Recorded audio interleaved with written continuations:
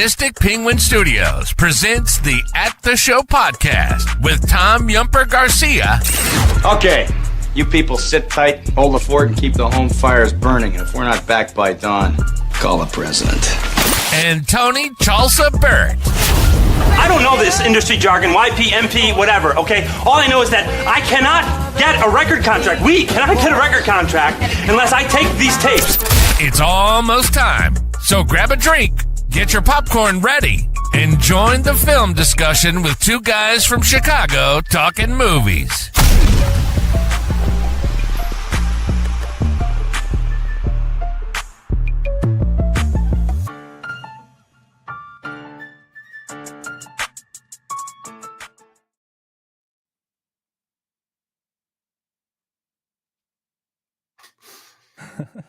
Hello and welcome to the start of season 6 for the At the Show podcast. I'm one of your co-hosts, Tom Yumper Garcia, and my other co-host is Mr. Sugarbaggy Tony Burt. How you doing, Mr. Burt? Doing good. Glad to be back. How are you, my friend? Very happy to be back to be talking movies, especially on a very zero below day in Chicago area. All across the nation, actually. There's 40 states that are going through this ice storm. And man, is it cold outside. Very cold. And I think we picked a real good one to dig into tonight for this cold. Yeah, it's kind of ironic that we decided to do it today and we have this gigantic storm coming through. Shout out to everybody who's working outside. Keep warm, and I hope you guys get done with work if you're not already.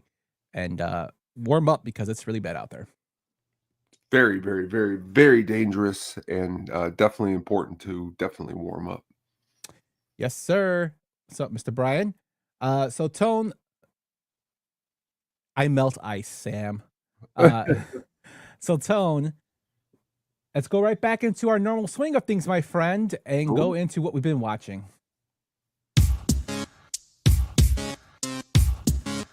That's a me. And also, what were you just watching? So what were you watching, my friend? All right. This week I've watched a couple brand new things, including today. I watched the brand new Mel Brooks documentary that just premiered on HBO. It's a 2-part documentary, hour and 50 minutes about each episode, and really, really digs deep into Mel Brooks, things that I didn't know and things that really inspired me to the point of just really, really, really cool things like in the world of film. If it wasn't for Mel Brooks, we wouldn't have had a David Lynch or a David Cronenberg, which is really crazy to think about because both of those directors seem nothing like what Mel Brooks is. But dig into this documentary. It's really good. Mel's comedy, his journey from the beginning is really actually interesting.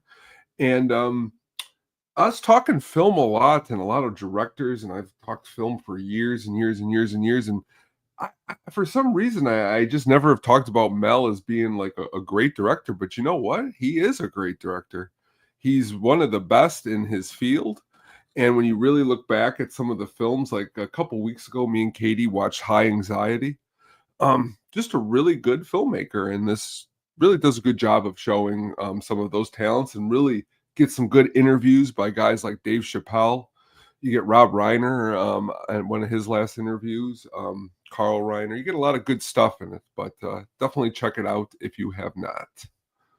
Definitely will, and I totally agree with you in terms of Mel Brooks being a great director, just a great creative mind. The Producers, one of my all-time favorite comedies that he did with Gene Wilder, and Zero Mostel, which I thought was awesome. I actually liked the remake. I mean, it wasn't as great as the original, of course, but the remake had the Broadway stars of Matthew Broderick and what's his name? Nathan Lane, who did the Broadway, and then they came back to do the film for a remake of it. Just a awesome mind. I'm not a huge fan of Spaceballs, but I do like the history of the Earth. I'll be honest with you. Spaceballs, I would agree with you, is probably I've never put it in this higher tier, but Young Frankenstein and Blazing Saddles, and as you said, History of the World, him being married to Anne Bancroft, Mrs. Robinson from which is just amazing story there. But you're right, everything that you said. Yeah, it's he's 100 years old and still going strong. Yeah. And I guess they're gonna make Spaceballs 2. I guess with Josh Gad is gonna be spearheaded that, and it's coming out in 2027, I believe. So I definitely would check this out. This is on HBO Max, I'm assuming, 'cause I see the Yes, graphic. it is. Yes, it is on HBO Max. Cool. And also, I watched brand new this last week. Came out on Netflix with Ben Affleck and Matt Damon, called The Rip. And honestly, I enjoyed this movie quite a bit too. It was fun for what it was. Ben Affleck and Matt Damon are pretty good in their field. There's some other actors that are in the movie too, like Kyle Chandler. I'm a pretty big fan of him. Steven Yeun from Walking Dead is in it. But I thought it was just a good action movie. And honestly, sometimes Netflix drops. That was if it sucked. It definitely would have stunk like a fart. But definitely an interesting movie if you like these actors and you like action. I mean, if you like, it's not as good as The Town, but it's a good time. I haven't seen it, but I will check it out, add it to my list on your recommendation. Add it to the list. What are you watching, my man? So I watched the film Noonas. Now, I did not go in wanting to watch this film. I happened to be eating dinner late. I was doing some stuff, and I went upstairs to eat dinner. And Jen was watching this film with Vince Vaughn, and a lot of old school actresses are in it. From the lady from Sopranos, Tyler Shear's in it, Susan Sarandon, Linda Cardinelli's in it, to go along with Joe Manganiello, Andrea Mateo's in it as well from The Sopranos as well. I would say it's not a horrible film. It's basically about a guy who opens up a restaurant. His mom passes away, and he tries to basically do her recipes, and he invites a bunch of old grandmothers to make the food and share their passions from different parts of Italy. And he tries to make it a success. And then I found out the film was inspired by a true story, which I thought was pretty crazy. Was it a great film? No, but it was enjoyable. Have you seen this one? Yeah, I actually saw it back when it was released, and you gave it about the fair assumption of what I would say is not terrible, no, but you got all these great actresses, and honestly, with just the okay script, Vince Vaughn does an okay job. He can handle it. He's got some wisecracks, and this movie is a good vehicle for him. So I agree with you. Yeah, it was fine. I mean, to be honest with you, I can't remember the last Vince Vaughn film I watched that wasn't like old school or. Yeah. I mean, he's kind of fallen off. But you ever watch that one where he goes to prison? It's a real I've serious seen movie. clips of it, but I can't. It's actually, dude, it's really really good. It's actually really good, and shockingly, and that's coming from me, because I could tell you right now when I was about to watch it, I was even before you're about to speak, I know you're like, I can't take this seriously. But he honestly, he deserved some flowers for that one, which shockingly, because he's got some real bad ones lately too, comedy wise. So it was about the only thing he's really done lately beside this and that. But yeah, check it out. I think the Psycho remake kind of took me away from wanting to. What the Flea's in it from the Chili Peppers? Come on. It doesn't matter. I love Flea, but it doesn't matter. I also watched, I tried to get in to see what these long comedies and like sitcoms are all about. Never watched Cheers in my life. I remember seeing it on TV when I was younger. It would come on late at night. My aunt used to watch it, so I used to hear it. I know of Norm, George Wendt, because that's like common knowledge. And being from Chicago, he was from Chicago, of course, with the super fans on SNL. But I never watched the show, so I decided I'll check it out. I am in the first season, I think episode 12. It's okay. It's I can see why people liked it then. Rhea Perlman, I can see why she won so many Emmys for it.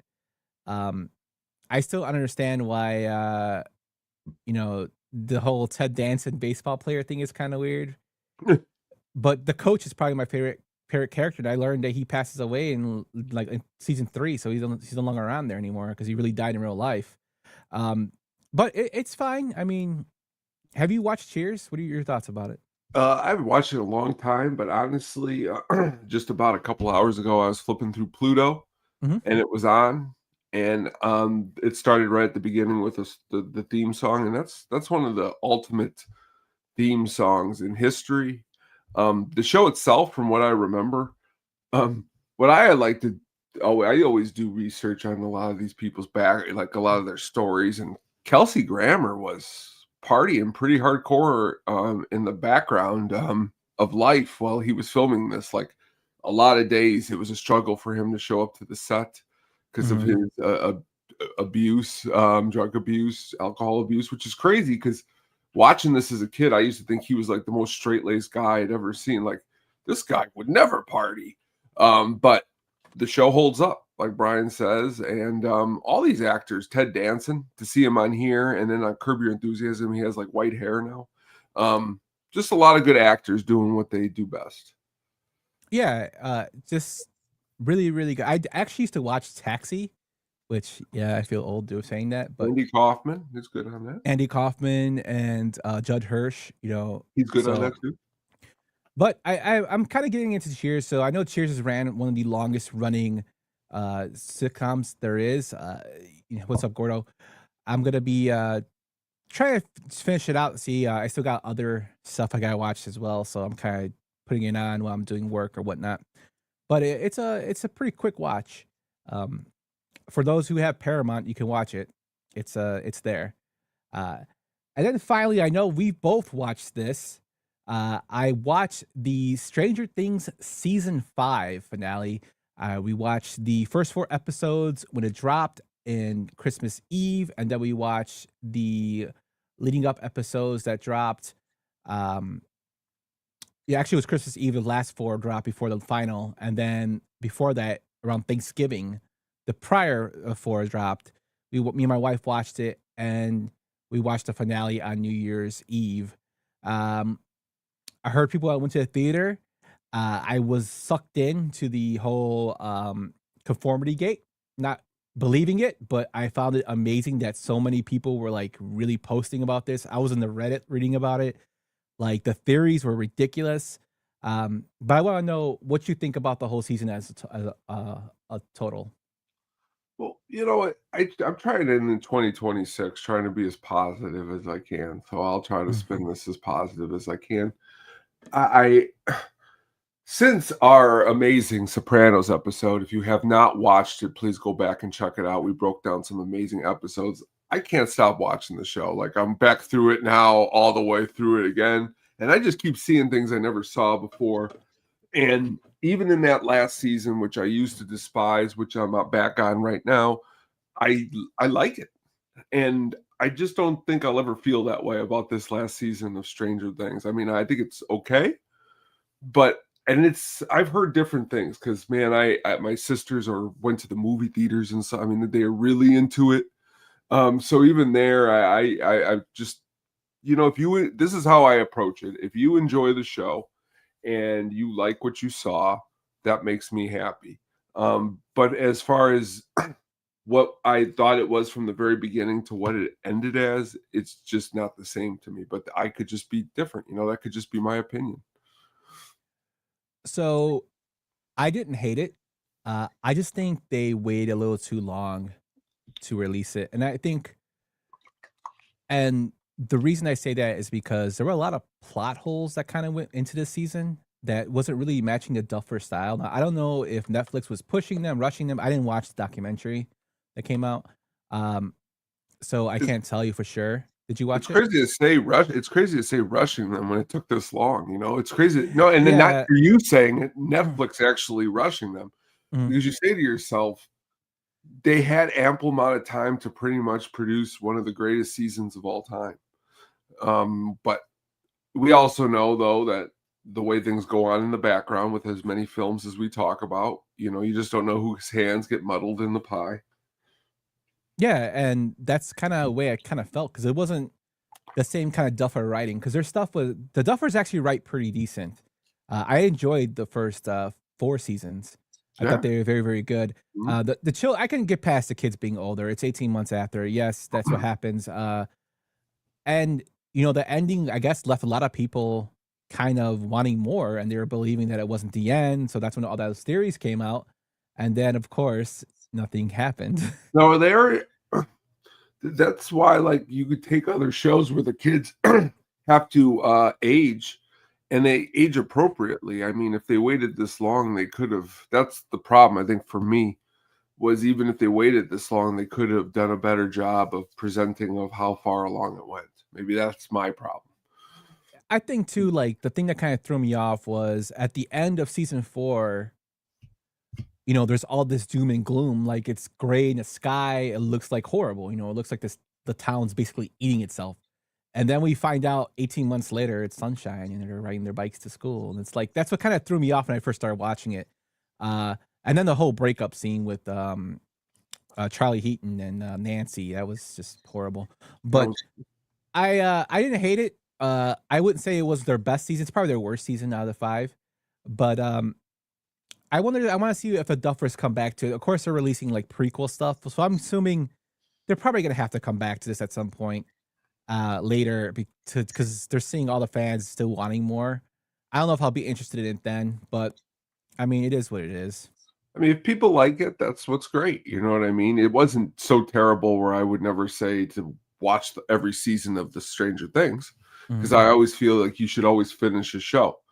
Like even you, I appreciate you saying, I'm into Cheers. I'm going to try to watch it and see how far I could get, as opposed to going, I watched 8 episodes. I'm done. It's like, because you said you're already on the journey. You might as well see where it goes. And Mhm. that's Stranger Things was a complete journey. So, I Yeah, agree with you there. I mean that's just the way. Sometimes shows start slow and they eventually blossom to something good. I mean, one of my favorite shows, Mindhunter, was a very slow start, and then you get hooked and you're just like into it.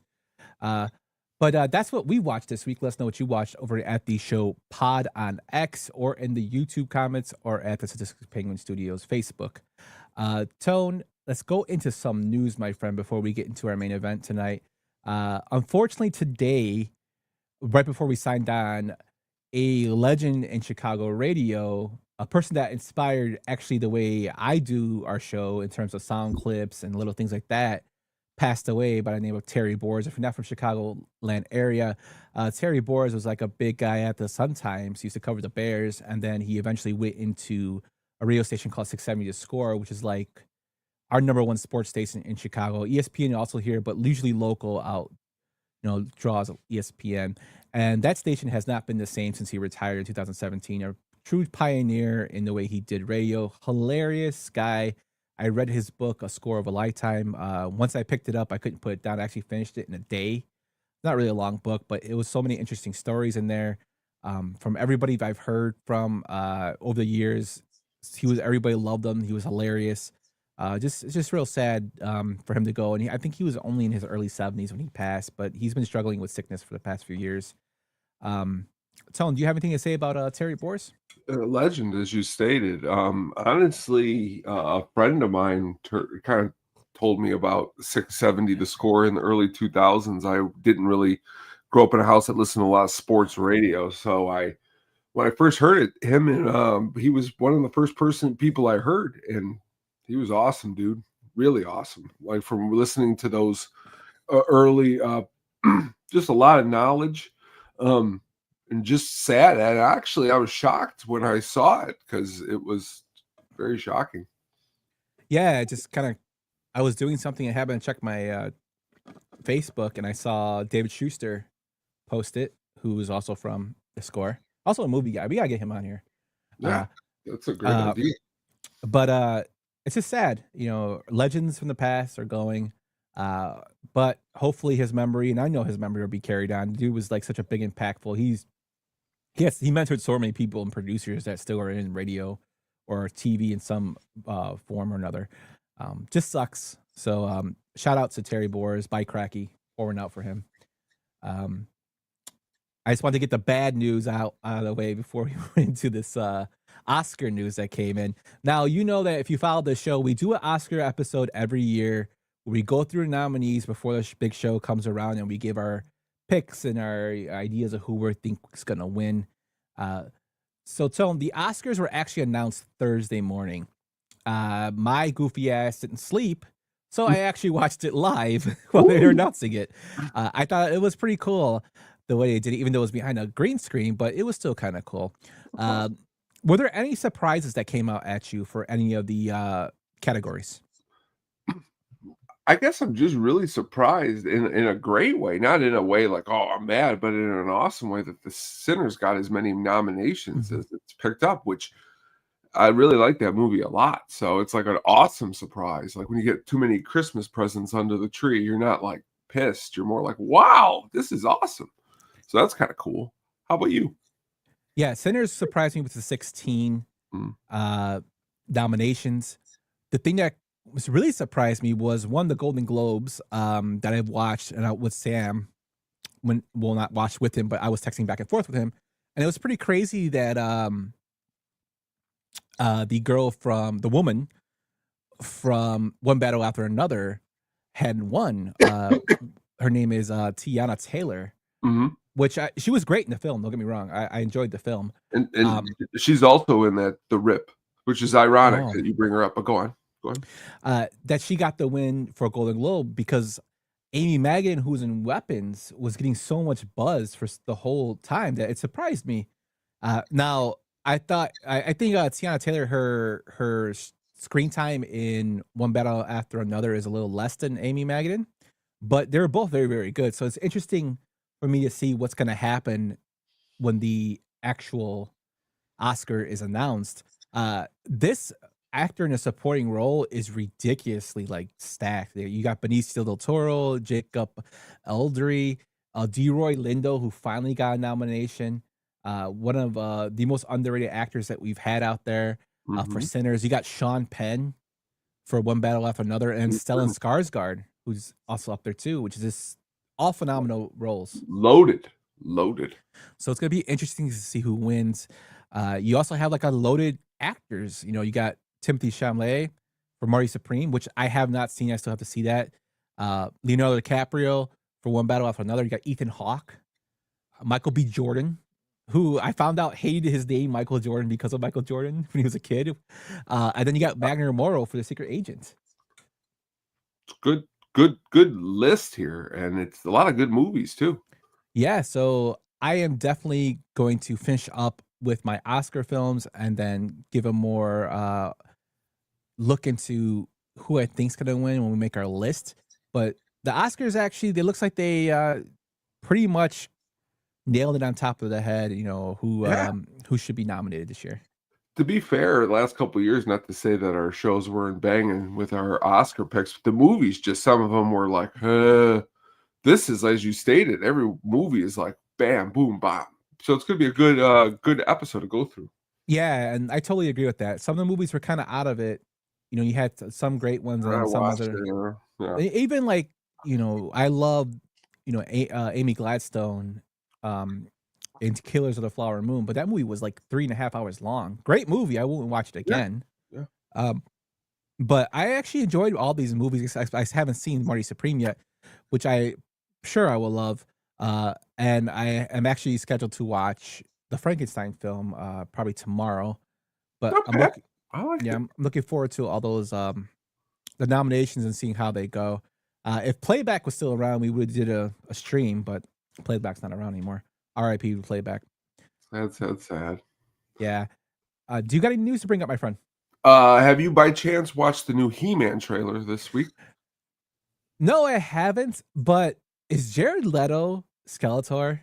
He's Skeletor, but I mean, the trailers give Skeletor a couple quick glances, and Skeletor looks more like you can't tell it's Jared Leto. So that might be a good thing. I'm just asking because I didn't know he was in the film, and I saw, but when I came out, like I hadn't watched it. I just see a bunch of people like on Facebook, like, "Why is Jared Leto a Skeletor? You ruined the Joker, and now he's gonna ruin Skeletor." And I'm like, "What?" I'm curious to see how a movie like this does, because to be fair to guys like us, yeah, you know, we're gonna go see it, but like to the younger crowd, do they know who He-Man is? Like, who is going to go out to this movie and spend 200, 300 million is going to be pretty interesting. So I'm curious to see. I hope it makes money. Me I too. do. I would give it all. I'm giving it. I'm sure we're going to give it our money. As bad as the original film was with Dolph Lundgren, I love that film. I was a big He-Man kid. Me too. You know, I had the He-Man sword, but that made sounds when you swung it. You know, I was a He-Man kid, along with the Ninja Turtles, of course, like most of the kids that were our age. But yeah, I loved that film. I still do. So I'm hoping it does well. I'll give it a chance. You know, see it at the theater, and I'll let you know how I really feel. But again, like you have to understand too. Us being us, we have to, and we don't usually go. We have to go in with a clean slate and just accept it for what it is. For anything we go see that is nostalgic to us. But I'm looking forward to it. What about the Avengers Doomsday? Have you thought those trailers were interesting? Yeah, I mean, I'm interested to see the big picture. I'm always interested to see any big picture, especially something with Downey Jr., but again, we've talked about it before. It's like, what are they going to be going for? And I don't really want to speak on it until I hear and see a little bit more. Because, you could go either way. You could be really excited, or you could start saying things along the lines of, oh, are they just bringing them back because they need them so they can make money? You don't know. So I would like to see a little bit more, but the trailers look good. I mean, looks like it's peak Marvel. I mean, yeah, the trailers do look very interesting.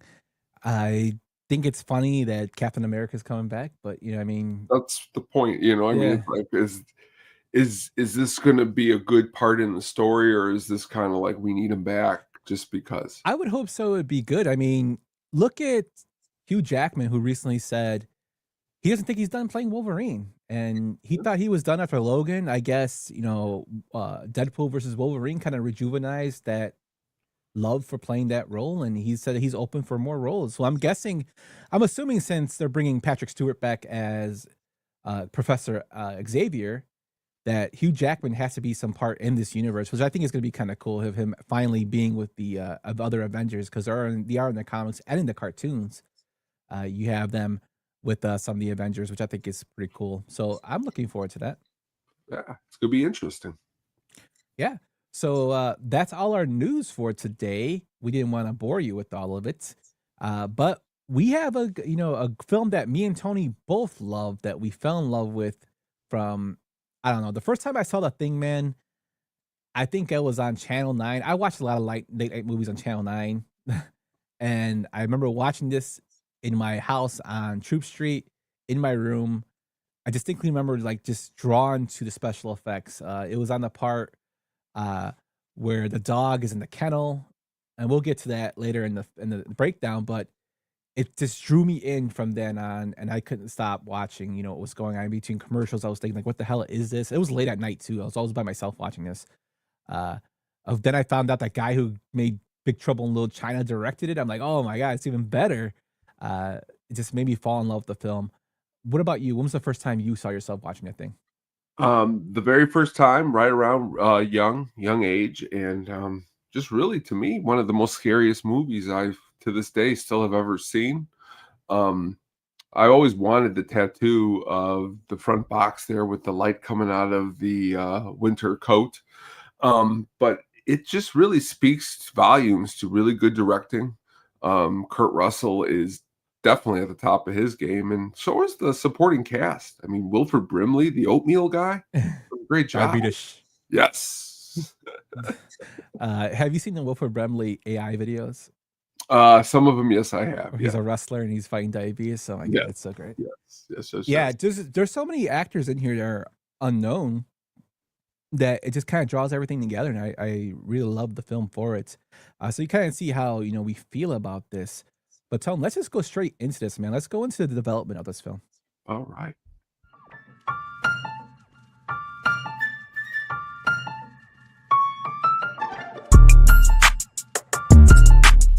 In my thoughts, I use the technique of positive visualization. So the film was based on a 1938 novella named Who Goes There by John W. Campbell Jr. It was first published in Astounding Science Fiction magazine and introduced the core concept that an alien organism capable of perfectly imitating other life forms caused paranoia and distrust within an isolated group. Novella had already been adapted once in 1951's The Thing from Another World, and we did show a couple clips from that when we did our sci-fi films in one of our earlier episodes last year. That version downplayed the paranoia, though, and turned the creature into more of a conventional, like, movie monster, I would say. That was more of a, I would say he was more of the Universal monster kind of way. Mhm. But it was so Frankenstein, cool. yeah. Yeah. If more was like focused on Cold War themes and like military stuff than it was anything else than scientific. So people are wondering, why did they revisit this film? Well, by the late 1970s, studios were more open to darker and more cynical sci-fi films. You had Alien coming out in the late 70s that probably pushed this to be made also with Ridley Scott. And with that coming out with No One Can Hear You Scream in the Dark, I'm sure when this film was floating around, people were like, "Oh, let's get this film going on." And of course, when the Aliens made money, and when Alien made money, money talks to a lot of studios. So they're like, you know what? Let's do a more faithful adaptation of the film, and that's what Universal Studios wanted. They wanted to be emphasis on isolation, identity paranoia, and existential dread. This version intentionally removed heroic certainty, so they wanted to remove all that. They avoided traditional monster versus hero structures, and they kind of focused on psychological collapse. So when they were looking at this script, they were looking at particularly one guy, and that person was the legendary John Carpenter. Reason being, he had just delivered Halloween in 1978, The Fog in 1980, and Escape from New York in 1981. That's a hell of a three-peat there, man. That's a murder's row. Yeah. They saw Carpenter as a director who could blend atmosphere, suspense, and minimalism, which he does in all three of those films. Great. Someone capable of maintaining tension without exposition. Carpenter was known to physically and will personally be drawn to the paranoid aspect of the story, which got him into it. The idea that no character is safe or trustworthy really, kind of sold it to him. There were no other major directors that were really formally attached. Reasons being is that they wanted to use a director that they felt was, one, going to make them money, and two, kind of had an understanding for what they wanted. And they felt that that person was only Carpenter, so they didn't really offer it to anybody else. And again, he accepted it because he saw it as a great follow-up to Halloween, something different. The distrust of safety. And this was a bigger budget. Halloween, again, not a lot of people know, was made on a very small budget that became a big hit. And he was eager to do a straight horror film after he did Escape from New York. So when the studio project was pitched, early discussions involved multiple studios hesitant about it because the gore, the tone, and the lack of traditional hero. And when it was the other studios that passed it before Universal got it, they thought the creature budget was going to be too high. The story lacked romantic or uplifting elements. That's kind of crazy. He turned down a story because it doesn't have any romance in it. No romance. Like, that just shows you how the 80s were. And then the marketing concerns. How are you going to market it? Because it's unknown actors. Universal, of course, picked that up because they owned the rights to 1951. They wanted to monetize the IP, and they believed, again, Carpenter could make them some money to offset the risk. They approved a budget of $15 million, and a significant portion was allocated to the practical effects, the creature design, and extended shooting effects that were scheduled. When they went to casting, Carpenter deliberately avoided big movie stars. He wanted a youth-driven cast. His goal was to make sure that actors looked like real scientists and pilots. He wanted a cast where anybody could plausibly be the Thing. He didn't want them to stick out like a sore thumb. Although Keith David kind of does stick out like a sore thumb. He's Keith David, man. The all-male cast reflects the novel, and it reinforces emotional isolation with a lack of romantic subplots. So the romance stuff, that was dead. He eventually went with Kurt Russell for R.J. McCready, Wilford Brimley for Dr. Blair, Keith David for Childs, Donald Moffat for Gary, Richard Dysart for Dr. Cooper, Charles Hallahan for Norris, David Cleenan for Palmer, Richard Mazer for Clark. Richard Mazer coming up in there. T.K. Carter for Knowles. And I believe T.K. Carter just passed. He sure did last week. Yeah, R.I.P. T.K. Carter. Joel Polis for Fudge. Thomas G. Waits for Windows. Peter Maloney for Bennings. And Larry J. Franco for the Norwegian helicopter pilot. Actors that were considered for the roles. Kurt Russell, he was automatically in there because Carpenter personally wanted him. And he wanted to subvert Russell's heroic image. McCready is capable but emotionally distant. And he always thought, there's nobody that could play that but Kurt Russell. Also, you got to remember, too, Kurt Russell is just in Escape from New York. Kurt Russell is John Carpenter's guy. He will later go on to star in Big Trouble in Little China after this, which I think is awesome. That, of course, our guy directed. Wilford Brimley was cast to be the project authority and trust. He later transformation to paranoia was a key to the story. Kind of a seasoned actor who was kind of well known, but not superly well known, to kind of round out those young actors. Thomas G. Waits, which I thought was very interesting. He famously clashed with Carpenter on the set. Carpenter reportedly fired him mid-production. Then I guess they kind of buried the hatchet, and he was rehired. You know what's funny about that is just this week I was watching, which is a really he's not a nice guy. It really is Chevy Chase in parts. There's a new documentary about him. But that being said, I forgot that he worked with John Carpenter on Memoirs of the Invisible Man.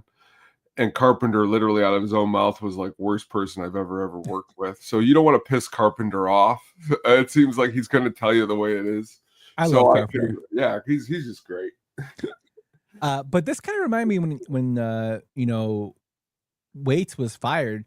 It kind of reminded me of the Warriors when we did the Warriors deep dive, and the character of Fox. Fox was never originally supposed to die in the Warriors. He was actually supposed to end up with the girl that Swan ends up with, Mercy. But he clashed with the director so much that he killed him off. He just fired him and killed him off. Clashing with the director ain't a good thing. Yeah. So Thomas G. Waits, man. So there was no major A-list stars that declined any roles because many were passed up. One, because Carpenter didn't want them. Two, they didn't want to be in heavy makeup. They hated cold weather. Like, who would want to do that? And limited screen time. So a lot of big stars was like, I don't want to do this. And it was more better for Carpenter because he didn't want them anyway.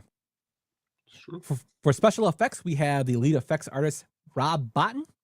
Or Boatin. I hope I say his name right. He was only 22 years old at the time. Impressive. He was chosen because he had experimental mindset, his willingness to push grotesque imagery, and goddamn did he push it really hard in this film. Carpenter gave Bolton total control of creative freedom, which I thought was awesome, and he put minimal restrictions on creature design. That's like a artist's dream when it comes to directing. If you have a director that just basically lets you run with your imagination, that's the best thing for you, because it shows your creative input, like what you love doing. And I think as a person, you put more passion and love into it because you're like, this is my baby now. This is not what his dream. This is my vision. And you want to make it look as good as possible. So for the design philosophy was, it was never given a single true form. Each transformation suggested a creature still figuring out biology, so it was still learning, and it emphasized wrongness and imperfection. Its inspirations included body horror, cancer imagery, which I thought was pretty crazy, insects, of course, and you can see that in the film, as well as Lovecraftian shapelessness, which is totally like Kalula, from Lovecraft, is totally there. The techniques used for it were animatronics, foam latex, gelatin, slime compounds, verse photography, puppeteering rigs, and fire effects combined with mechanical elements. Some of the challenges he faced, though, were Bottin worked a lot of hours. He often slept in the effects studio. He suffered from physical exhaustion. He was hospitalized from stress and pneumonia, which, I mean, the pneumonia probably was from the cold, and then probably overtiredness kind of, played into that effect of being there for so long. Your immune system's got to drop, right? Yeah, not good. Stan Winston was brought in late to assist with specific effects, the dog thing, which he helped out with. And then the effects shots frequently delayed production, required constant redesign during filming, which is, kind of, I guess, warranted because he is making his own thing. So, the director has to work around it. And sometimes the shot might not fit what Botten had brought out. So Carpenter had to basically, shoot from the cuff on it. Or as what's his name, Conrad Thompson would say, he had the freestyle. Tom, why don't you tell us about the soundtrack, my man? Soundtrack, really, really good. Composed by Ennio Morricone. He is a legendary Italian composer known for some of the greatest Western soundtracks of all time, The Good, the Bad, and the Ugly. Once Upon a Time in the West. He was chosen despite Carpenter usually doing his own films, which was kind of cool that Carpenter was cool with that. But the music itself, to me, in the movie is something that I always think of and remember. It's in so many parts. It fits so well. But why was Morricone chosen? Because Universal wanted somebody more prestigious with a musical name. Carpenter wanted a minimalist, oppressive score, which I think was success. Morricone delivered low frequency, heartbeat like rhythms. I think of it especially at the end of the film. Sparse melodies emphasizing dread over emotion. But the score itself is definitely cool in its use of really heavy synth bass pulses, a lot of repetitive rhythms, minimal orchestration. Music is often functions in the whole entire film as a tension amplifier rather than a melodic guide, which I thought was really cool, the way that was showcased throughout the whole film. The cues, though, throughout it are motionless, mechanical, and cold. So, unlike something maybe like James Bond, where it's really kind of creepy. It's because I believe it fits excellently to actually what the creature is. It sneaks up on you and you don't know it's there, and then next thing you know, it overtakes you. But the unused music, Carpenter ultimately only used a portion of Morricone's score. Some tracks are replaced with Carpenter's composed synth pieces, which is definitely, you can tell that as you start digging through the film. You can see what is being used a little bit and what is not. It's kind of a fun little game you can play. But Morricone won a BAFTA for the score, which I thought was really, really awesome. Yeah, and like you said, one of the greatest composers ever. Yeah. So basically, the summary of this whole creative intent was for the thing to be a nihilistic horror experience, and they wanted a film where a survivor offers no relief. Meaning, you have to survive, but just because you survive doesn't mean you're going to get away or you're going to live from the thing or in the elements. Every production choice reinforced paranoia, isolation, and loss of identity. Its initial failure had nothing to do with quality, only timing. So that is our development breakdown of the thing. Let's go into our film breakdown, Tone. Let's do it. See the arc? He starts down here. He ends up here. Where's my arc, Paulie?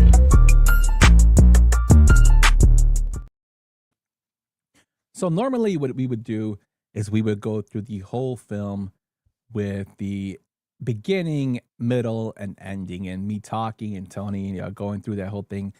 That gets me a little bit winded. So, Tone, I went with probably the 10 best scenes that kind of, foreshadow and kind of display a little bit what's going on in the film. So the listener can experience it, not just through our scenes as well as, if they want to go into the film, watch the whole film themselves. Heck yeah. So with that, my friend, excuse my voice is cracking. I was drinking some Abuelita hot chocolate. With that, my friend, let's go into this first scene that I picked. And it's actually an opening scene.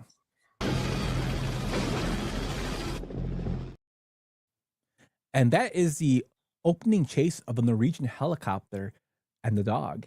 Now the film opens with basically this dog running through the Antarctic snow, and you see this helicopter chasing it, kind of.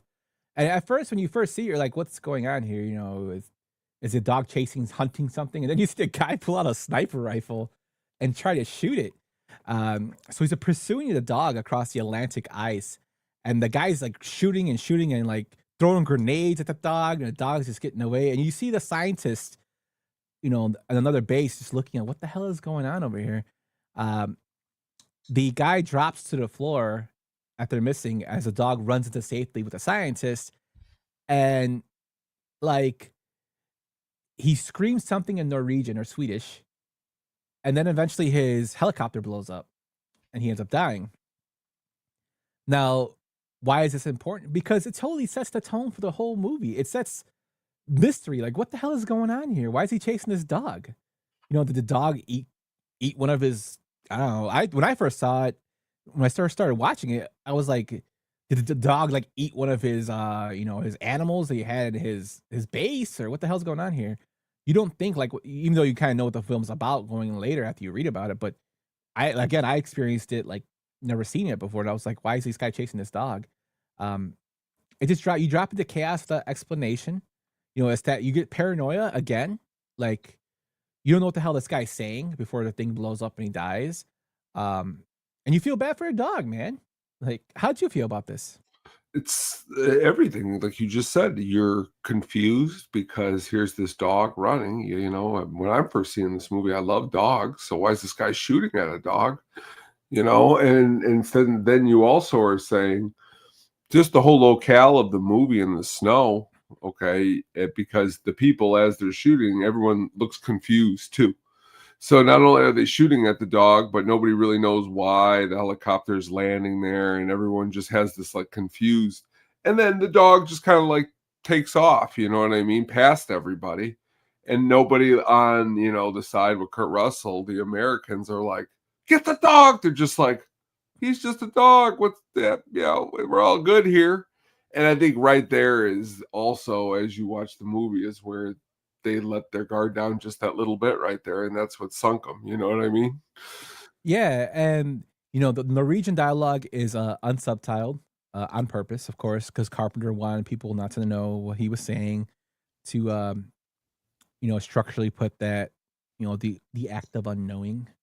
He wanted confusion there, and the scene mirrors Jaws. The monster is present, but you can't see it. Now, being a movie nerd, we're movie nerds. Somebody did actually put on subtitles on the Norwegian, and he's actually saying, "No, not the dog. Don't go by the dog," is what he's screaming before he dies. Which I was like, "Oh, holy crap!" That's. I actually watched that scene again today when I was grabbing clips for this, which and it's still like, holy shit! If one of them actually spoke Norwegian, they would have killed that dog, and then it would have been okay. Yeah, they're just like, bro, what? But it's just a crazy way to open a film. You just see this guy shooting at a dog, and you're like, what the hell's going on here, man? I would say it's definitely not something usually you see at the beginning of a movie. Even something like Alien doesn't start with somebody shooting at a dog. Yeah. I mean, I'm a dog lover. Yeah. Can't do that. And then, we go into the second scene here, which is the dog basically entering the outpost, and he goes from room to room. He watches as a helicopter lands, which I thought was kind of weird, how he was just looking out the window as the helicopter lands. Then he's going from room to room. He stops and he looks, I believe, I think it's Benning's room, right? He stops and watches him. Mm-hmm. And then it's just weird because the sled dog's brought to the base, it wanders around calmly, but you can kind of see, like, it's kind of like studying the area. It doesn't seem like a normal, to me, it doesn't seem like a normal dog that would be curious. It seems like it's calculating.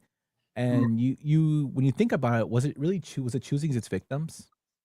Like, yeah, I mean, it's building its dossier of who it's going to get and who's the ones that will be the most beneficial for it, because that's the whole thing. It's how can it survive in this environment, because it's been actually how long has it been dormant out there in the snow? You know what I mean? So now it's definitely, since it's gotten a hold of one person, it's kind of interesting because if you close your eyes and really think about it, how far can this thing really take it if it was allowed to be able to take over?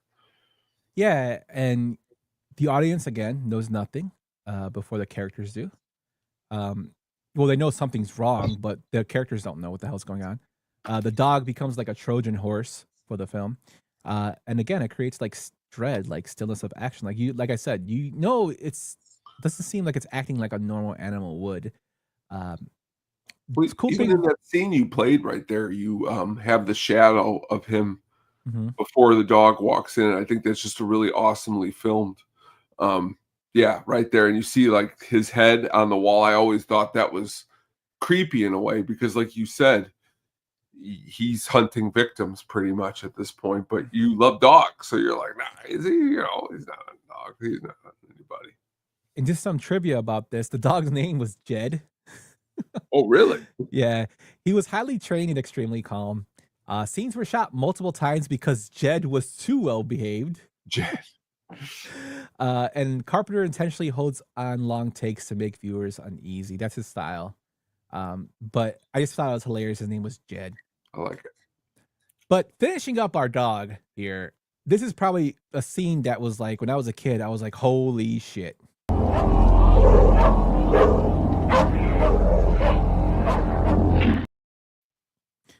And that's the kennel transformation. Basically, the dog is put in a kennel with other dogs, and other dogs are trying to get the hell out of the kennel. They're trying to rip through it, and eventually the dog starts to mutate in like grotesque ways. He becomes like it was like tentacles start spawning out of him, and the other dogs are basically absorbed into it. This is the first reveal of what the thing is, and man, it is ridiculous, Tone. Yeah, I mean, to be fair, when I lived in Riverdale, we had a basement where it was like a real basement, real far into the basement. And this is where I watched this movie the first time. And even thinking about it, that dog scene, man, it got me because it was dogs, back to the dogs. I love dogs, but the way it is filmed, to me, it didn't look fake. It looked super real. And not only did it look real, but what is going on? Like, what is really happening in this kennel? And then Richard Mazer, too, because he's obviously a dog lover. His response to all of it, too, was like, no! It was just a lot going on. It was really cool. It was also really cool FX in that scene, too. Yeah, and the part that always got me was when he's screaming and then he tries to go in and it tries to go after him. And he slams the gate on the tentacle. Like there's suspense there, like it almost got him. And then he goes, of course, and gets to McCready and all them. The visuals are just ridiculously good body horror, practical effects too.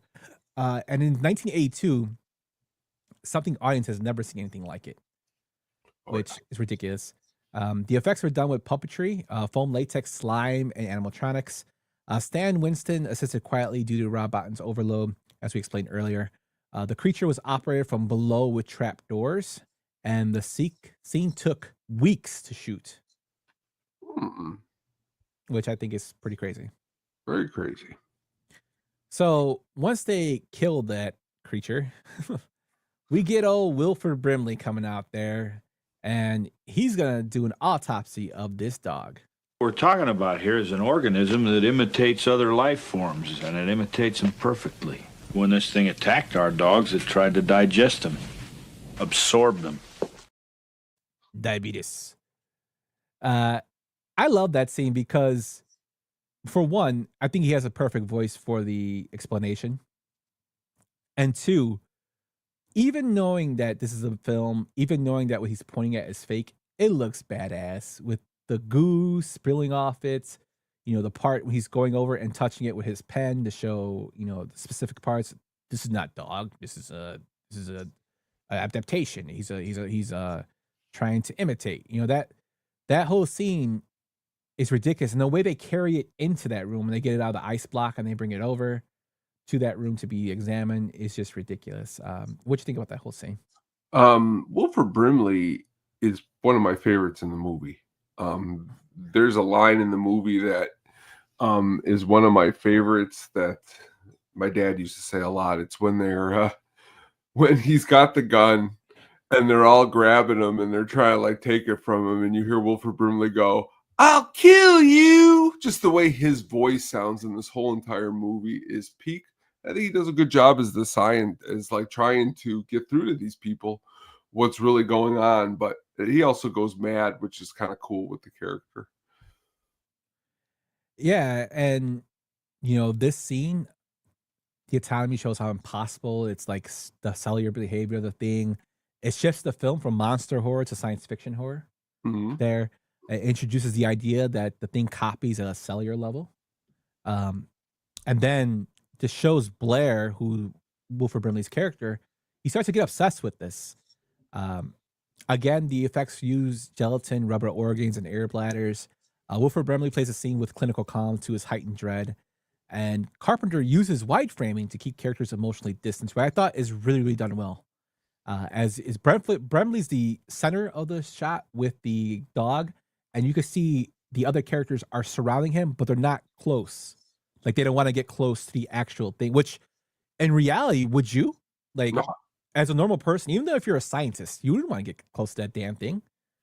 I give these guys a lot of mad credit because, like, in today's world, I don't even know if anyone would even have been researching that dog. You know what I mean? Like, they'd just be trying to get the hell out of there. When it's interesting that they still were so committed to what the hell's we're here. Let's figure out what's really going on. And it's interesting. Yeah, it really is. And playing on from this, as we just playing, like Blair kind of gets obsessed with this thing, the thing, and it goes into our next scene.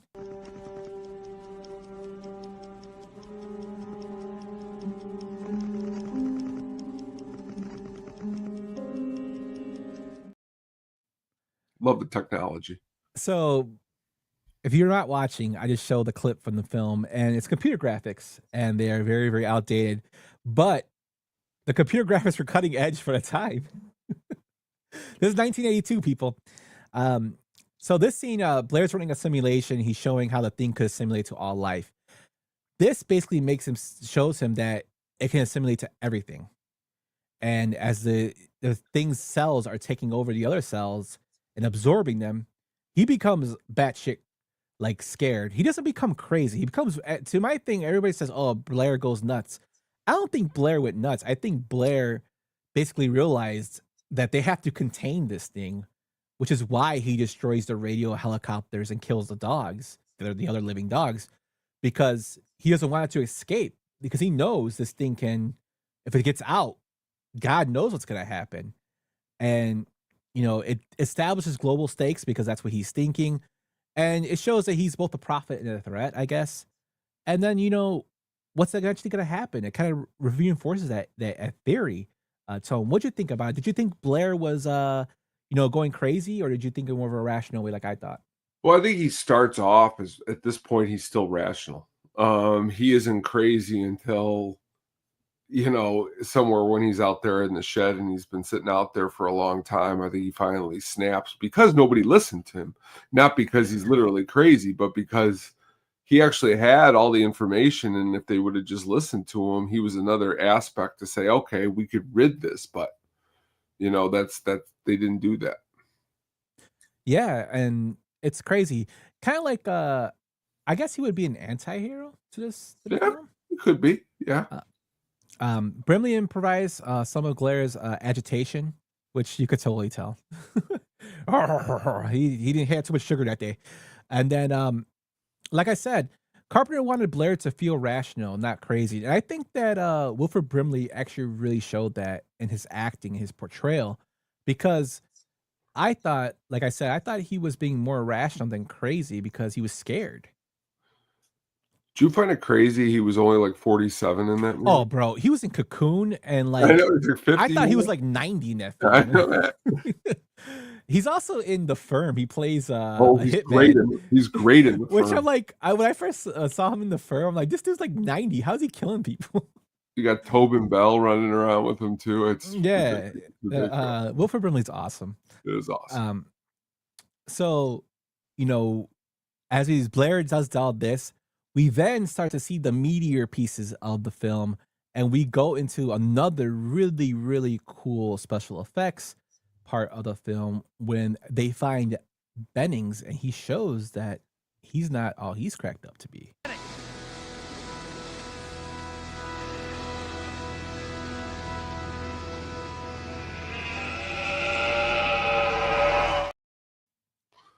That scene scared the shit out of me when I was a kid. It gets me still to this day. And now that I think about it, it's like, is that the way the thing can communicate because it doesn't know language? Well, for movies, every movie, even a movie like this, I try to put it as like, I'm there. Like, it's us. Let's just imagine it's us. It's the bums. It's the ass cast. And everyone's getting taken down by the thing. And, you go outside and here's a guy who we were just cracking jokes inside. And now next thing you know, he's been overtaken by the thing. It's like, so, and now you got to take him out when they set him on blaze. And that's what's kind of cool too, is that like some of these scenes, like that scene especially, some of the scenes are they're kind of in the old thing too, different versions of the scene, but it's kind of cool, some mimicking there. But just that scene with those hands he has too, really awesome. Yeah, ridiculous parts of the film that, like I said, that part scared the shit out of me as a kid. And I don't really get too scared. I watched a lot of horror movies. That part was just the scream is what always got me. And of course I was watching it alone in my house, so that kind of got me. But hold on one second. I'm getting a issue here I guess we're having an issue on Facebook stream. So sorry about that, Facebook, but if you're on YouTube, you're all good. So Bennings is found to be absorbed by the thing, and like you said, they were joking with them, and they go out, and he just turns into this horrible monster. The scream he emits is inhuman before being buried alive. Again, it shows that it's a progress, the assimilation. It's not instant. So while they were joking with them, he was basically being assimilated. Well, it's kind of like, again, it's like, it reminds me a lot of like a werewolf in Monster Squad. You know what I mean? Like, it doesn't take, like, he doesn't turn your back and or American Werewolf in London. You catch them in their transformation, you can get them. And you know what I mean? Like, but like they got him there, but he had already got to somebody else. Yeah, and it's just crazy how it happens. It confirms that no one is safe, even off screen. Again, the scream is deeply unsettling. It was layered with animal and human sounds, and they did a good job with it. The glowing hands were achieved with internal lighting rigs. Carpenter cuts away to avoid overexposure of the effect, and I thought he did that really, really well. You see it, and then you're like, holy shit, what was that? And then they burned the hell out of him, which I thought was really, really done. And that's why I think Carpenter is the master of horror. Like, he can play it so well. Like, there's nobody better. I'm sorry, there just isn't. He might have had some clunkers in films, but in terms of like knowing how to shoot horror, Carpenter is like, he's the bee's knees. I mean, in the way the movie's filmed, it's like back to Mel Brooks again. Like, you can say this movie is a horror movie, sci-fi movie, super scary. It's all of those, but it's also an excellent, just a film directed by an excellent director. And as all these scenes you've played so far, none of them feel like cheesy or dated, or they just feel perfect for a good movie. Yeah, just ridiculous. And this paranoia plays into more to where they do this next scene.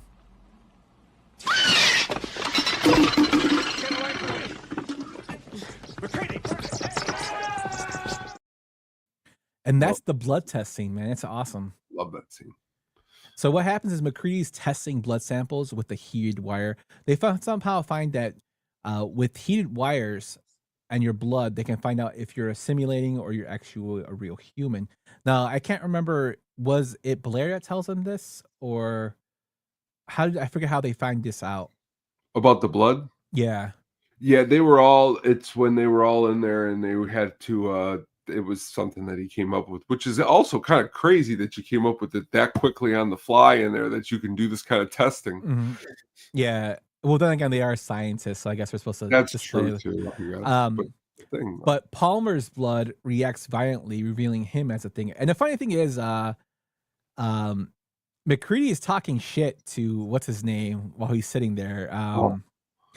What's his name? You know what I'm talking about, Tone. The president from Clear Yeah, and Present Danger. The old guy, the police, the captain, right? And then he's talking shit to thing off me. Yeah, is it Dr. Cooper? Or is it Norris? It's one of those two. I think it's Norris. Go back. Yeah, he's talking shit to him, and they're like arguing, and he's like, "You think that guy is the guy? Like he doesn't want to be tested because he's the thing." And then it happens to it's Palmer, and Palmer's just sitting there normal, and then he starts convulsing, and you're like, "Holy shit!" And that's when a whole bunch of crazy stuff happens, which we are going to get to. But it's pure suspense. Like your dialogue is driven and timing is awesome. Again, paranoia is put in there really, really bad. And it's one of the most tension-filled scenes in horror cinema. Even the blood testing when it pops up like that is crazy. You're sitting there and he's telling you, I mean, the audience, Carpenter's telling you, is that we're going to do this test in front of you, the audience right now, and something's going to go off because you got all the suspects right there, and you just saw the guy out there. So if they would have went through everybody and nothing happened, it would have been so lame. So just doing the test, someone's going to be the thing. Yeah, and the crazy thing is, Carpenter intentionally plays silence against sudden shock, which you will see in the Halloween film. He does that a lot. But the actors didn't know which blood would react, so their reaction is genuine, which I thought was crazy. The blood reaction was done with a spring-loaded prosthetic, and you kind of see it pop up like a little eyeball, just pops out, which I thought was kind of cool. And then he kills Mazer or whatever. Yeah. He's like, and then they test him, and Mazer was okay. So they're like, well, what circumstance. They probably were going to eat him anyway. But yeah, it's just that part was just awesome. Like, because that kind of puts in like, again, you don't know who is who. Yeah, it's going through this thing where who is the real thing and who isn't, and then that plays into this next clip, which again I keep saying as a kid I was like, holy shit, this is another one I was like, holy shit, what is going on here, which I think is awesome effects done.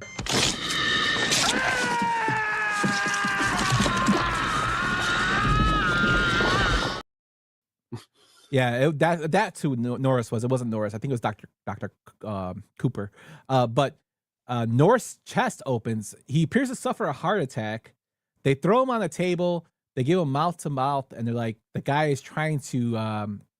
Cooper is actually the one that's giving him restoration, trying to get him up. And he's like, give me the electrical shock so I can get his heart starting. They give it to him, and right when he's about to do it, his stomach opens up like a mouth.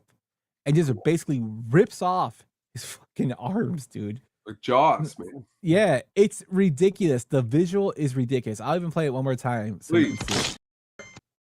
Oh.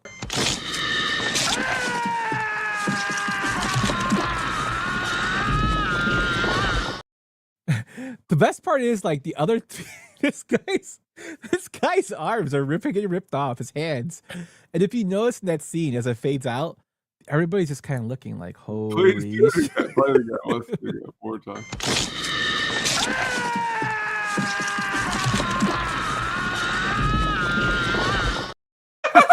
So everybody's kind of just like staring like, what the hell is happening? Which I always thought was hilarious. That was great, man. I love that stuff. Yeah. So this is probably one of the best practical effects we've ever seen. This next scene that we're going to go over plays into with Norris, but this is probably the most famous body horror moment ever filmed. It violates every expectation of medical safety. It turns the human body into a weapon, which I thought was awesome. So the way they did this, Tone, was they used a real double amputee actor for realism. Wow. The arms are wax, rubber, and gelatin. Wow. Which I thought was crazy. The fire effects accidentally ignited a creature during filming. So they actually burned him on accident. But as they're firing this up, Norris's head escapes. And it turns into this grotesque thing. Now, I'm not going to show the whole thing because it's a very long scene and we might get copyrighted. But this is a part for our ninth, little scene which I think is pretty cool.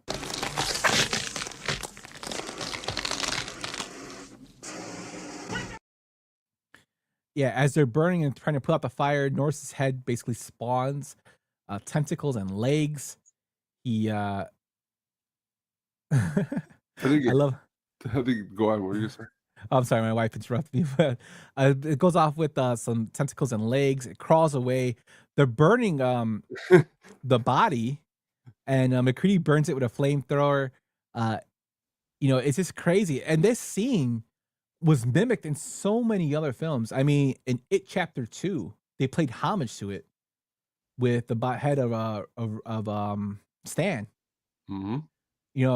It's not in the book, but they pay homage to it in the film with Stan's head turning into basically this spider creature running around. And it's absurd, but it's fucking scary. And it shows that the thing is not only smart, but it has a survival instinct. And it has one of the best quotes. You gotta be fucking kidding me.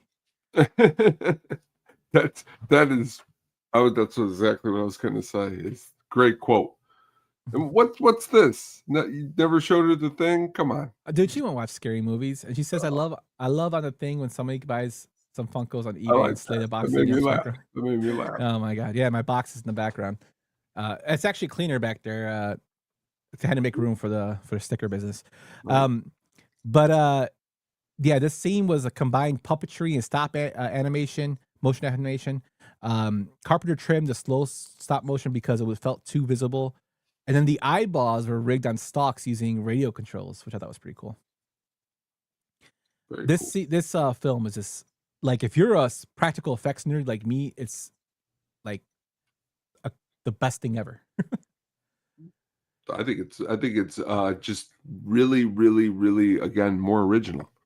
Yeah. I mean, again, Alien, again, they have their own things that were original, but this was also original for what it was doing.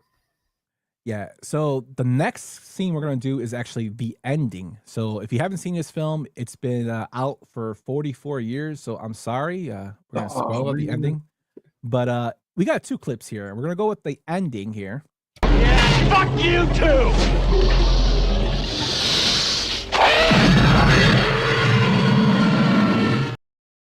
As McCready throws a flare into the thing as it's in its final form. Now, I didn't show the whole final form because you guys got to see that for yourself, but it's fucking awesome.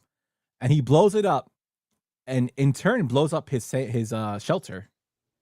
So he is basically left out in the cold. And again, this kind of puts him out as a person who is he survived, but survived what? Like, he's out in the cold by himself now, and all of a sudden my man Childs comes back and they have a little chat. If you're worried about me, if we've got any surprises for each other, I don't think we're in much shape to do anything about it. Basically, they're sitting there drinking as Childs says that he ran after Blair. Where were you, Childs? Yeah, he ran after Blair and he got caught in the storm. This film basically ends in ambiguity. It does the Stranger Things ending, but a better Stranger Things ending. Why is it iconic? Because it refuses to close. It refuses to give you closure, man. Trust is impossible. Who was who? It leaves, like I said, survival is meaningless in it. And Carpenter deliberately avoided confirming who was human. He still doesn't do so to this day. The breath theory, which is condensed invisibility, was not intentional. Morricone's heartbeat theme underscores the uncertainty, and the ending mirrors the novel's existential tone. Tone, what do you think about the final confrontation and the ending, man? Final confrontation was awesome. The ending, I think, is even more awesome than the final confrontation. The way they're sitting out there in the cold and they're pretty much telling each other, well, I guess we're just going to have to sit here and wait it out now, aren't we? And it's interesting because as the ambiguity ends, you get to mentally plug in what actually happens. Do they sit there and freeze to death? Does this happen? Because the thing just sat in that ship for how long, frozen, it can sit again and wait until someone finds them again, because this will be a lot shorter, because once they find nobody's radioing back, all it takes is somebody coming to fly in, and now it's taken over again, which really always opened the door for an awesome sequel, I felt. Yeah, so did I. Fortunately, there was prequels. Yeah. But I was going to mention something, but let's go. I'll mention it in Act 3 or the Part 3 of the critical theories and critical reception of fan theories.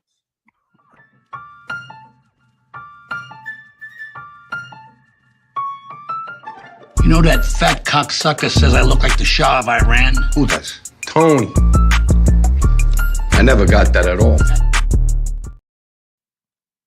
So as I mentioned, the final reported production budget was around $15 million. Sometimes you'll see different costs and numbers because some breakdowns distinguish between direct production costs like principal photography or effects and cast and crew, and overhead and indirect costs like studio overhead, insurance, post-production overrun, stuff like that. The distinction can result in a lower financial cost figure appearing alongside a higher advertised budget, conflicting numbers, depending on reporting methodology. So we'll just run with the 15 million. For the theatrical release, domestic US and Canada, it grossed around $19 million. And the cited original run. Another widely referenced domestic figure is around 14.8 million. Internationally, it only made 700,000. Worldwide, though, the film will gross 15.6 million. And again, there's total conflict depending on the source because of territory coverage, inclusion of limited international markets, whether it was later releases were counted or not, and then the reporting sucked in the 80s for international gross. Regardless of what the figures say, the thing was not a breakout hit in 82. It performed okay due to its budget, and it was widely viewed as a commercial disappointment. What do you think about that, Tom? It happened a lot more back then, but it was called, it developed into a cult classic. So it's like almost like I'll take the cult classic over some big, huge movie thing, because if you really think about it, people talk this movie up. You don't meet many people who say, if you like movies, and even more if you like sci-fi or horror, I've never heard of the thing. It's like not obscure. So it obviously hit its bells. It just didn't do it at the beginning. Yeah, and part of that is because of the home video and watch at home performance. Early home video release, the film entered the home market in 1983. Early exposure, of course, came through VHS rentals. People used to go to video stores to rent. Yes, we are that old. And cable television airings. This period marked the beginning of the cult reevaluation. From Blu-ray and retail performance, of course, this is included with the VHS. Over time, the film has accumulated hundreds of thousands of Blu-ray units sold, estimated cumulative sales in 785,000 unit range, and they spent around $9.5 million from it. So it was the performance of it was boosted in Blu-ray by restored editions. They released those collector sets, which I have one, and they have special features and commentaries. Movie nerds and cinephiles love that shit because they want to find out as much as they can about this. So what does it mean? In practical terms, it evolved into a long tail title. It went from reselling cross formats from VHS all the way to boutique editions. And this made it a strong appeal to collectors. And due to this, it became a critical reappraisal. Its evaluation from box office to disappointment to generic classic, like Tony said, it became a cult classic. And it continued relevance decades after its release, which it's been 44 years, and we're still talking about it. Yeah, I find it also interesting because that year, its sci-fi competition was Poltergeist, Wrath of Khan, Mad Max 2, Conan the Barbarian, Tron. So it didn't really have a fair chance. If it was like in another year with less sci-fi movies, it definitely would have even hit that first mark probably too. Yeah, that was like a murder's row. Yeah. In terms of reviews, here are the negative reviews, and I thought this was pretty crazy. This is especially at the release. Roger Ebert in 1982 gave it a mixed to negative review. A quote from that saying, "The thing is basically then Just a Geek Show, a gross out movie. He was acknowledging the craft and the scares, but arguing the film prioritizes effects and gross out shocks over character investment. And he was dead wrong. I love Ebert, and between the two of Ebert and Siskel, Ebert usually gave more love to horror films than Siskel, but he totally missed the mark on this one, in my opinion. Vincent Canby, the New York Times in 1982, had a sharply negative review saying, virtually storyless, instant junk, and the quintessential moron movie. The reason why this hurt the film is because that guy was a mainstream critic from The New Yorker, and that made people not want to watch it. That was stupid. So what the hell is he watching? Stupid. And common at the time complaint pattern, critics often singled out the film as bleak, nihilistic, viscerally repulsive. They didn't like the way it looked. Technically impressive, but emotionally remote. Which I don't think they kind of grasped the love of it. No, I mean, when you really think about it, they didn't grasp, really, it seems to be any of the points. I mean, when you're taking place in the very cold place, what else are you going to get but bleak? But our man Roger Ebert does come around. I don't know if it was Roger Ebert. It might have just been RogerEbert.com, because I think Ebert was dead by then. Mm-hmm. Yeah, this is just Ebert.com. So it wasn't him, but his website. Website gave it a reevaluation as this is one of the greatest and most elegantly constructed B movies ever made. Which, to formally precise, thermically rich paranoia machine is what it moved to, from being gross and empty and cynical, which I thought was pretty crazy. Time does heal all wounds, I guess. That's at times, yes. And then for the soundtrack, Pitchfork Review said the score is treated as a key component of the film's eerie identity and its long-term staying power, especially the minimal pulse and tension forward cues. Would you agree? Yeah, I would say definitely that is one of the, I mean, there's a lot of strengths, but has to be a top 3 strength of the film. So what did the film kind of put its place in pop culture? This is with no fan theories, so we will get to those in a minute. Had the paranoia template. The Thing becomes a go-to reference point for stories built around a hidden infiltrator, identity uncertainty, anyone can be it, group fracture under isolation and fear. And this makes you think of I See You, because it's kind of based in the same kind of premise, I guess, not with a monster, but with a serial killer. Yeah, I mean, I actually just watched this new movie. It was on Hulu. It's kind of a sci-fi horror movie called Ash, and Aaron Paul was in it, but it's the same concept. An alien overtakes, I mean, a body. I mean, even the movie The Hidden, which I love, I mean, you're just taking the thing. And so the thing has spawned so many of these same type of stories, but it's because of the thing, Yeah, and even outside of horror circles, the blood test and dog transformation are used as memes, clip references, and this moment, everything breaks examples in filmmaking discussions, which I've seen so many memes on the blood test and the dog transformation. They're pretty hilarious. Again, the afterlife was amplified by repeated screenings, restorations, high-end physical media editions. Again, those cinephiles love to get those collections, and it keeps it evergreen as a must-own, must-see genre tile. Practical effects are as permanent in how they do that benchmark. Again, peak of practical body horror. Tom Savini to me is always like the best of the best in terms of practical effects.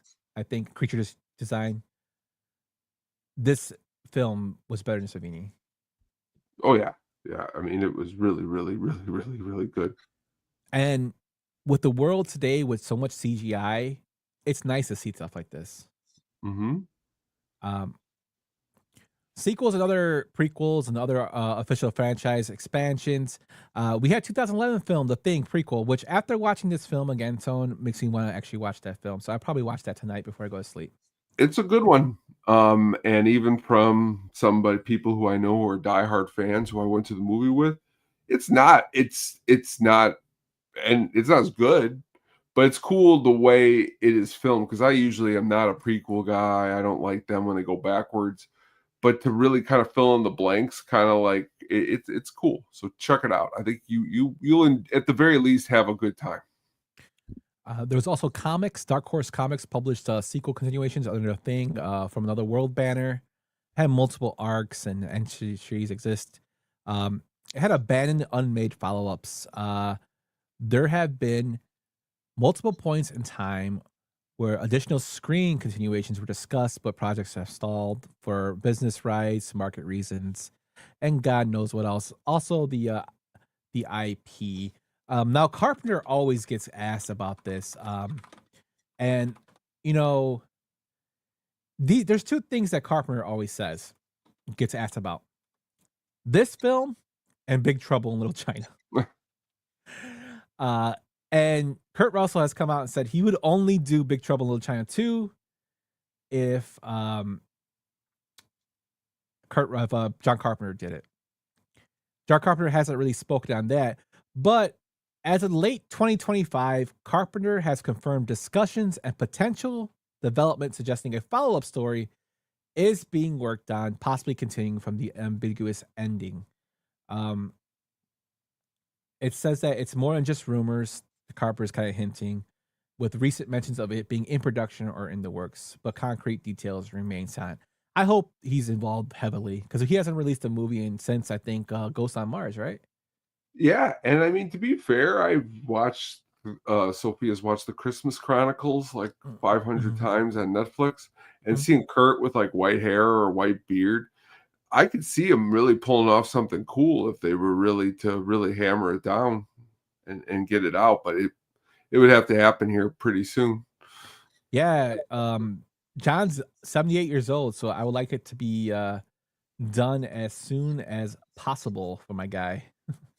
Well, I mean, if they're doing Spaceballs too, and not to say that Mel's behind the camera, he's involved in some way.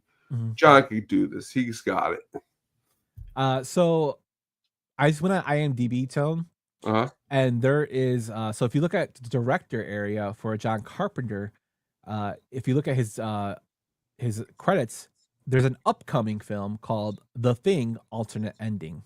It's a video, and he's the director of it. Oh, interesting. So I don't know if that's going to be a straight to video or what, but very, very interesting to see what is going to happen there. The Thing also, since it's a big success, spawned the video game. This is what I was going to mention earlier. The 2002 video game The Thing, a squad-based survival horror thing, third-person shooter that functions like a narrative continuation. What happens next? And McCready, if you beat the game, survives, and he actually picks you up in a helicopter. That's awesome. Child's not in it, just McCready. So maybe Child's was the thing. I don't know. But the reason I mention this is because I don't know if you remember the Spoonie one, who is one of the big D-list video game reviewers back in the day. He doesn't do anything now, but the Thing video game was his big break because he had because in the Thing you have to go and do these electrical boxes and fuse them. And he had a counter, and there was like 50 of them, and he counted them, was complaining the whole time he had to do it. And the way the mechanics were kind of off, like sometimes you would test somebody with the blood test, and they'd be normal, and then you walk away, and 2 seconds later they're turning into the Thing, and you have to kill them. It was just a funny video. You could check it out. I think it's still on YouTube. But when I saw that, because I never played the game, and it made me want to play the game to the point where Night Dive Studios actually re-released a remaster of the game, and again, people wanted to see more of it. They loved the game being remastered. They wanted to make a new video game, and it didn't materialize due to licensing and complexity with that. But we do have a fan theory, Tone. Oh, these are my favorite. So this is a short one, but it comes all the way from the Cinephile Reddit. It's called The Thing Ending Mystery Potentially Solved with Spoilers, and it's by CG 1991. So it begins like this. I recently watched the 2011 and 1982 Thing back to back. The ending mystery with Childs and McCready has always stumped me, as it does most fans. Now, in the 2011 film, we are shown that it cannot recreate inorganic matter. This is a major plot point of the film. Later in the film, it is found that Carter has been assimilated, and they realize due to his missing ear piercing. At the end of 1982's, the Childs still has his piercing in. So Childs must be alive, right? Mystery solved? No. The creature is all about learning and adapting. This can be seen in the creature behavior between 2011 and 1982 films. In the prequel, the thing I think he meant goes, on an all-out attack before learning that it will not succeed doing this. In the 1982 sequel, the creature sneaks around to survive. It has learned. So what is to stop Child's thing from re-piercing its ear to hide? The thing would have learned and knows inorganic material will give it away. It's adapted. Now, others will say that this does not prove anything. It could simply still be Child's. Fair enough, except Child's isn't breathing. McCready is. Watch their mouths. Watch the steam. Childs doesn't have any. Now, that's not true because we just showed that scene and Childs does have steam. And that Carpenter has come out and said that was unintentional, so it has nothing to do with that. He also included a map, which he says, I created a timeline of the Thing media in hopes that it would become a comprehensive guide to the world of John Carpenter's 1982 Thing. Nothing in the main timeline contradicts itself as far as I'm aware, besides the obvious divergence created by various sequel media. Although the media in the addition of materials box does not fit nearly into the timeline, they could still be used to inform the main timeline and still are interesting add-ons. I hope you like it. And then he gives his name as R. Cully. Now, for those who don't know, this is what happens when you love films. Like, the Stranger Things thing was like I said, was fascinating for me to go into and seeing all these theories. But I thought it was fascinating because it was something new. But I mean, there is so many subreddits with so many theories and whatnot. Like Hellraiser has one. I'm a part of that because I'm a nerd, and other stuff like just where they continue to like talk about stuff that hasn't been expanded upon. So they think about what could this be, and this is just another example. In timeline 1, he has Northern Nightmare 2011 comic to the 2011 film The Thing that goes into The Things by Peter Watts in 2010, which is an E story, and then that transfers into the 1982 film. That breaks off into 4 timelines.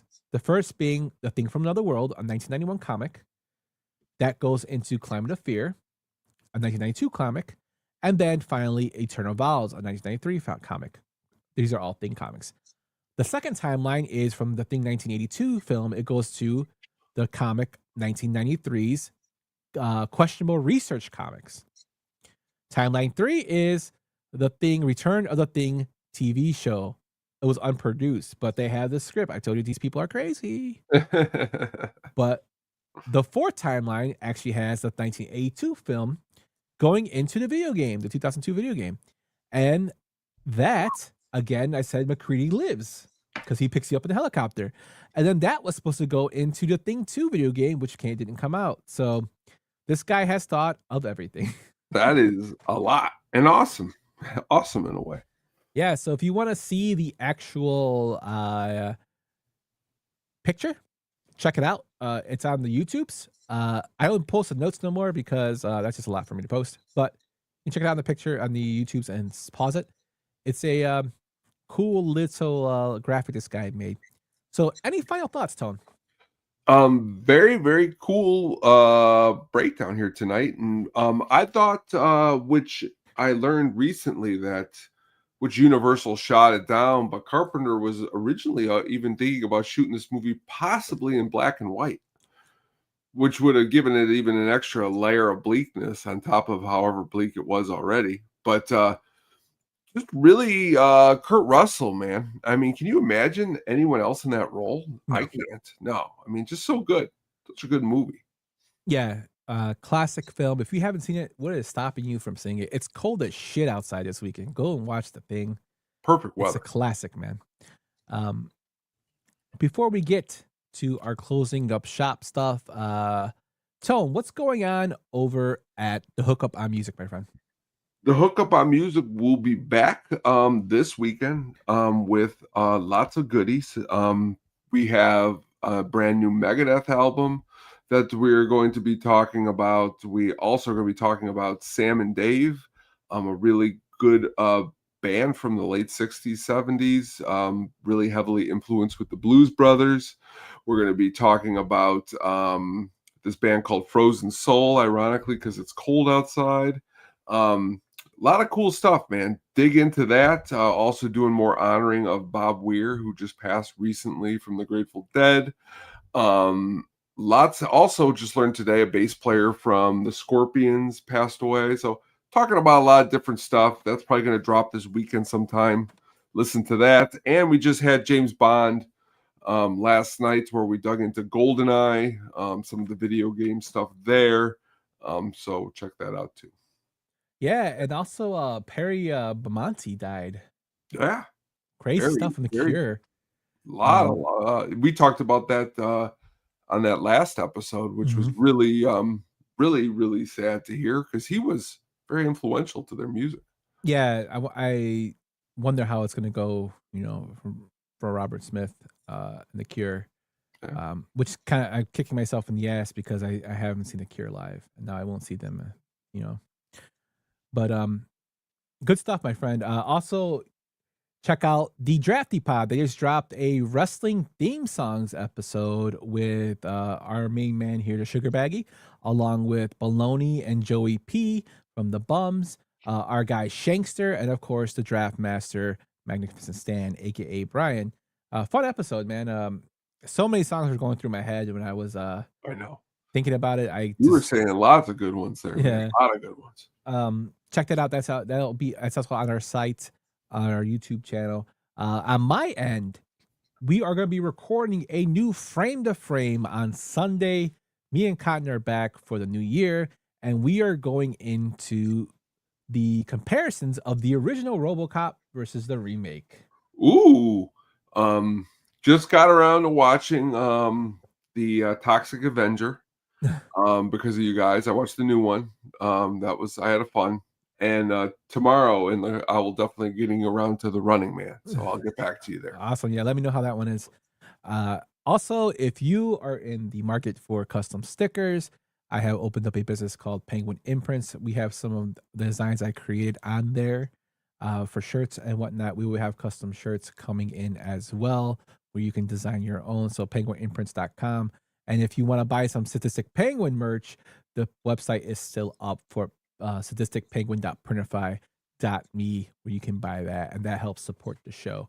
Tone, you ready to get into the Sugar Baggy soundtrack pick of the week? Let's do it.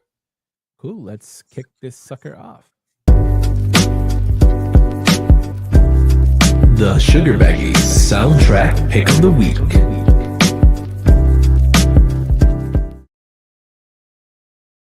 All right, tonight we are digging into our soundtrack pick of the week, which we have is tonight's soundtrack pick of the week is, by coincidence, the Daredevil soundtrack, which is not one that you hear too often, not one that many people talk about.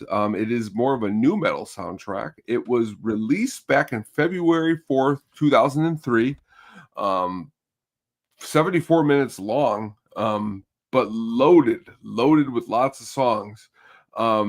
Before I get started into the majority of the soundtrack here, what I always found odd is track 8 is Evening Rain by Moby.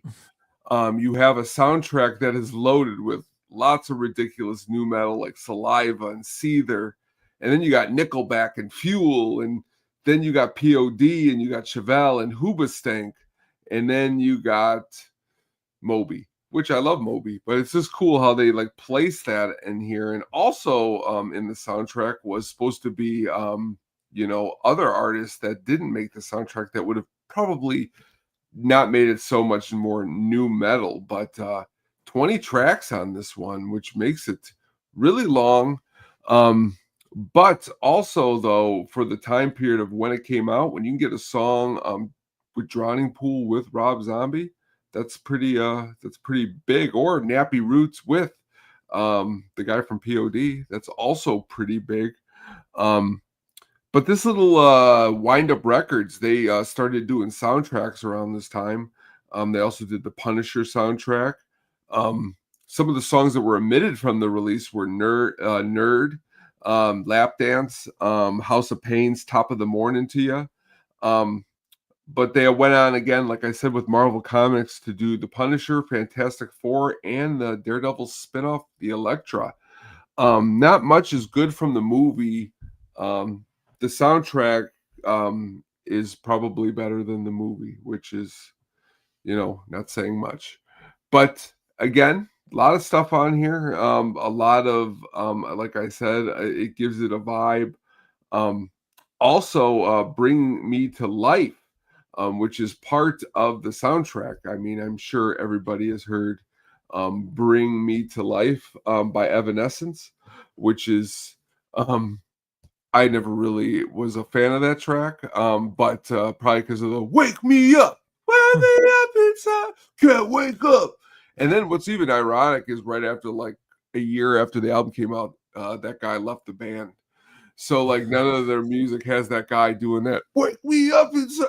So but now that I hear the song Moody Mindset, not bad. But again, we're checking out. Yeah, Ben Moody is his name. Yeah, there you go. So this album, of course, Evanescence is the song that kind of stuck out because that was played to nauseum on Q101 in Chicago and 101.9 The Mix. Not my favorite song. I actually really like the Chevelle song, Until You're Reformed. I like that one. And then, I'm looking at the playlist right now, while you were talking about it. It's kind of crazy that Josie Scott and Chad Kroeger are on another album that was really decent because, of course, they're on the Spider-Man soundtrack with Hero. And and they're on here with Bleed For Me and Learn the Hard Way. And I think they're just all trying to recreate, that Spider-Man magic. This film got a 2 out of 5 on AllMusic, which I thought was, what? I don't think it's that bad. Again, it's a soundtrack for the time, but it's good. And then I guess they had a Daredevil EP that had Won't Back Down by Fuel, For You, The Calling, Hang On by Seether, Sad Exchange by Finger 11, and Let's Go by 12 Stones. Oh, very cool. So, but awesome pick, man. I haven't heard this one in a while. Looking into the deep cuts here tonight. Yes, sir. Good pick, my guy. Thank you. So that is episode 1 of season 6 for the At the Show podcast. We are here. We're over 100 episodes. We're marching on our way to 150 and eventually 200. We will be back next week for an awesome episode. We'll be releasing the subject on the Twitters and Facebook. Be sure to check us out on Sadistic Finger Studios for all your music and movie needs there, as well as drafty needs. Appreciate you guys for listening and supporting us this long way.